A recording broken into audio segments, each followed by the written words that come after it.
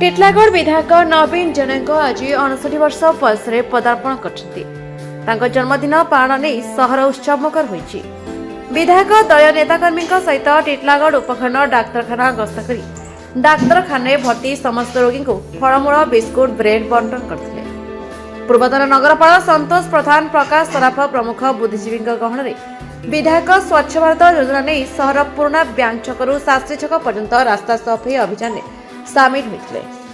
ବହୁ ଅନୁଷ୍ଠାନ କର୍ମକର୍ତ୍ତା ଆଜି ବିଧାୟକଙ୍କୁ ସାକ୍ଷାତ ସହିତ ଜନ୍ମଦିନର ଶୁଭେଚ୍ଛା ଜଣାଇଥିଲେ।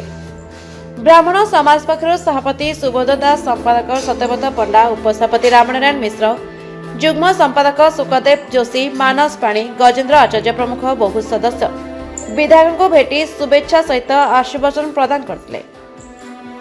ଲାୟନ୍ସ କ୍ଲବ ଟିଟଲାଗଡ଼ ଶାଖା ପକ୍ଷରୁ ସଭାପତି ସଞ୍ଜୟ ସୋନି, ପଙ୍କଜ ନାମଦେବଙ୍କ ନେତୃତ୍ୱରେ ବିଧାୟକଙ୍କ ଜନ୍ମଦିବସ ନେଇ ଜନତାଙ୍କୁ ଟିଟଲାଗଡ଼ ଡାକ୍ତରଖାନା ସମ୍ମୁଖରେ ବରିଷ୍ଠ ନାଗରିକ କମିଟି ପକ୍ଷରୁ ସଭାପତି ବରିଗଞ୍ଜନ ମିଶ୍ରଙ୍କ ନେତୃତ୍ୱରେ ଜଗନ୍ନାଥ ମନ୍ଦିର ସମ୍ମୁଖରେ, ହାଟପଦା ପଡ଼ାବାସୀଙ୍କ ପକ୍ଷରୁ ମା ଘଣ୍ଟାଶୁନୀ ମନ୍ଦିର ସମ୍ମୁଖରେ ଅଭିଳାଷ ଦାସ, ଦେବୀନ ବେହେରା, ଗୁରୁଲୁ ବେହେରା, କାଲୁ ବେହେରା, ଅମିତ ସାହୁଙ୍କ ଉପସ୍ଥିତିରେ ବିଜେପି କର୍ମକର୍ତ୍ତାଙ୍କ ପକ୍ଷରୁ ଗୋପବନ୍ଧୁ ପାର୍କ ସମ୍ମୁଖରେ ଲୋକମାନଙ୍କୁ ଖାଦ୍ୟ ବଣ୍ଟନ କରାଯାଇଥିଲା।